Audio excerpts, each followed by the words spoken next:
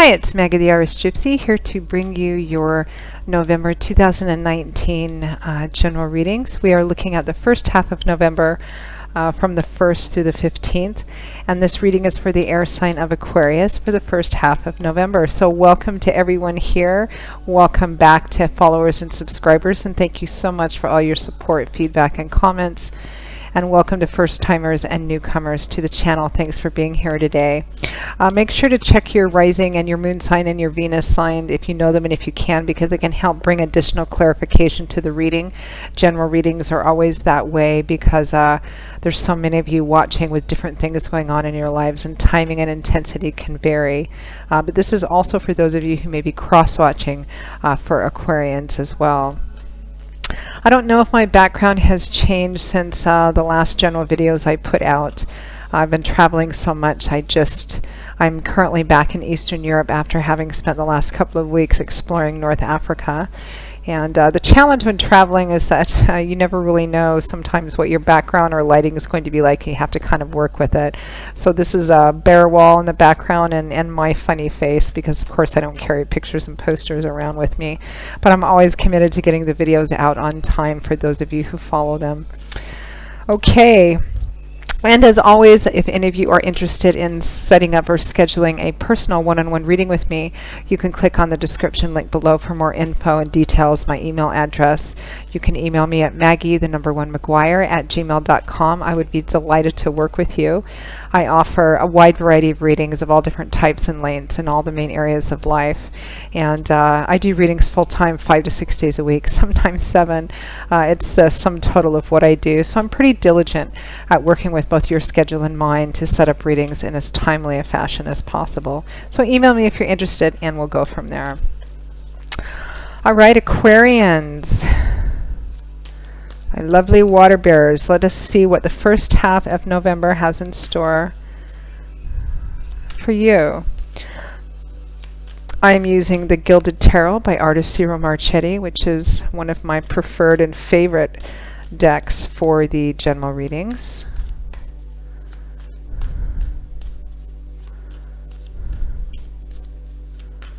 Okay. Aquarius.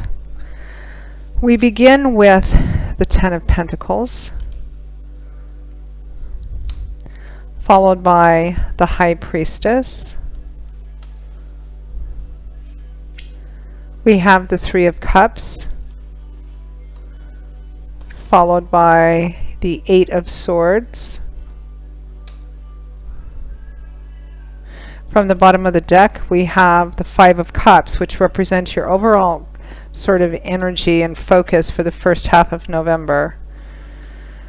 So the Five of Cups would represent maybe a sense of grief or loss over what was, or what you no longer have, or perhaps a decision you've made to leave something behind.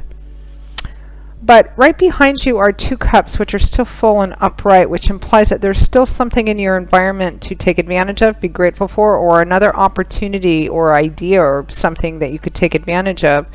But you can't see it because you're only focused on this main thing you've lost or walked away from, or something of that sort. Which is interesting because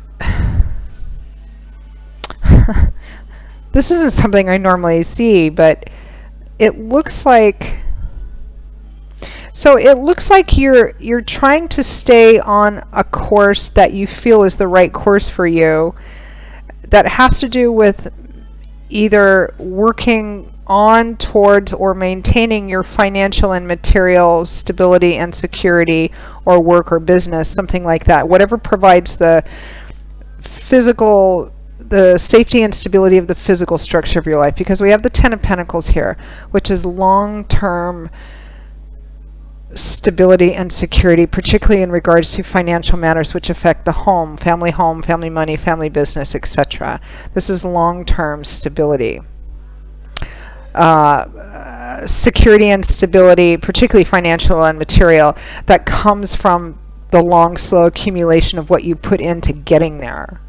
And it's clarified by the High Priestess, which is listening to divine intuition, trusting that and following that, even if it goes against any external situations or people, kind of listening and being guided by that. So it's something to do, but there's this sense of loss over something you've lost or can't do or something, because you're focused on, I think, gaining financial maturity and security, or maintaining some kind of financial security and materialism, particularly if you have a family and you feel it's the right thing to do, but somehow there's something you're missing out on because of this. And it might be an event of some kind, a celebration, an event, a trip, a party. Because, which is interesting, I mean, we have the Three of Cups clarified by the Eight of Swords. Interesting, because this is often referred to as the party card. It does have a high social energy. It's about getting together, getting out, having a good time, drinking, dancing, enjoying with people you feel really connected with, people you appreciate, people who appreciate you, kindred spirits, brotherhood, sisterhood, family, community, social events that with people you really enjoy, and vice versa. But somehow there's a sense of feeling trapped, held hostage, bound, that you can't free yourself, I think, in order to enjoy this. It looks like perhaps, I mean, it's a general reading, so this could mean a variety of different things. Perhaps there's a trip you've been invited on, but you don't think you can go because of the finances, your family, your job, etc. You just don't feel like you can spend the money or get away from financial obligations or family obligations even. It could be a party. It could be participating in some kind of event, or going to a concert you've always wanted to go to, or something. Whatever it is that you feel you can't participate or you have to miss out on, it's some kind of social thing, whether it's a one-time social event or a trip or something of that sort. Because of finances, job, work, family obligations, something of that sort. But here's the thing, with the Five of Cups, there's grief over this, but there's 2 cups full, which implies, and I'm kind of having this niggling feeling, that there may be a way you can do this. You're just not seeing it right now. Also with the Eight of Swords, swords is all about air energy, what goes on up in our head. So these swords represent thoughts, ideas, belief systems, ideology. She's not really trapped. Nobody is holding her on her knees. The chains which are wrapped around her wrists aren't connected to anything or anyone. She could stand up on her own 2 feet, twist her wrists, these chains could fall off. She could take the blindfold off and see that she could, in fact, remove herself from this situation or improve it. But she's not seeing it because she's blind by just the idea that she can't.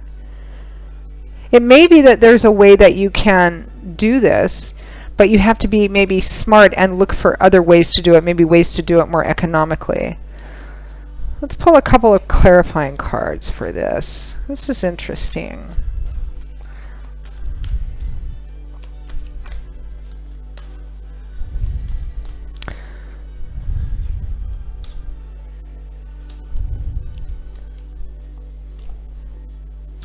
The Four of Wands, which also can represent a celebratory event. It can usually represent the anticipation for planning an event, a wedding, an anniversary, a trip, a getaway, a family reunion. It could be a family reunion too, something of that sort. The happy surprise, unexpected blessing card as well.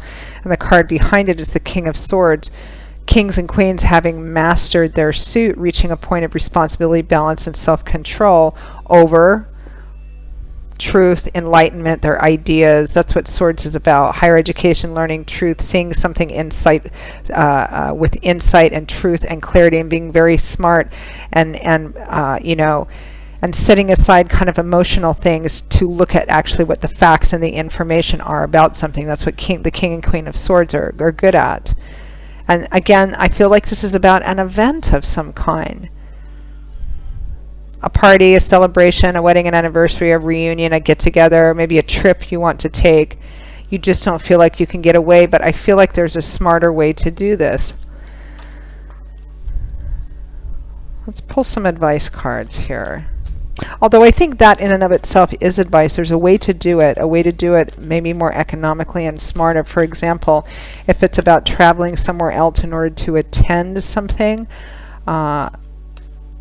perhaps you could see if there are people that you could stay with, which would be much cheaper than a hotel. If you were planning on staying at a hotel, you could look for like a little Airbnb or somebody who rents out like a little studio or something, which is almost always cheaper than hotels. You could look for cheaper airline flights rather than, you know, the traditional ones that other people use or are using.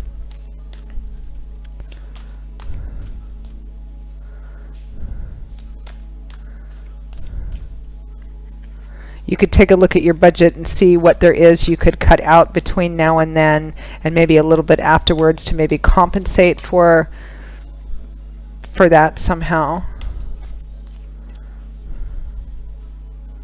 If it's about family obligations, then you could perhaps sit down with your family and maybe explain things to them. Maybe it's a trip you want to take for yourself to celebrate something, but you don't feel you can because of work, because of money.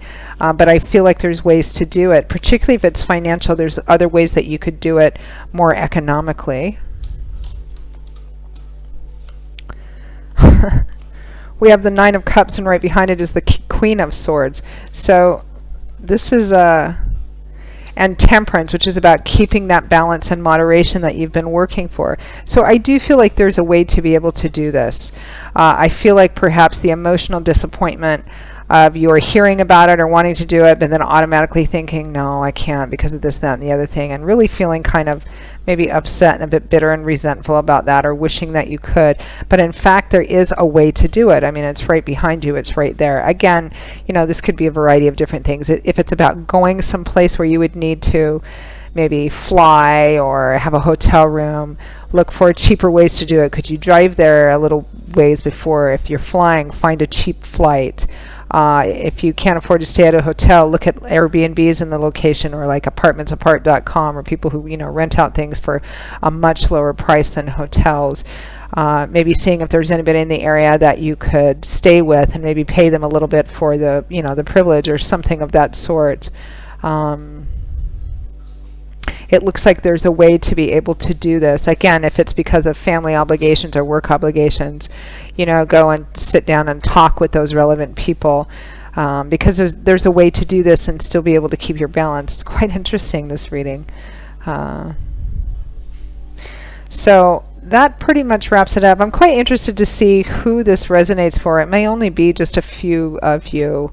If this is your primary sun sign, which is why we always suggest watching your rising, your moon, your Venus and stuff, because sometimes they resonate a little more predictably for you than your sun sign. But for those of you for whom this does resonate, please write in and tell me about it, because it's quite interesting. Okay, Aquarius, that pretty much wraps up your reading for the first half of November. I hope you found it helpful and useful for those of you for whom it resonated. Again, if any of you are interested in a more personal one-on-one reading with me, just click on the description link below for more info and contact details. Email me directly at maggie1maguire@gmail.com. I would be most happy to work with you.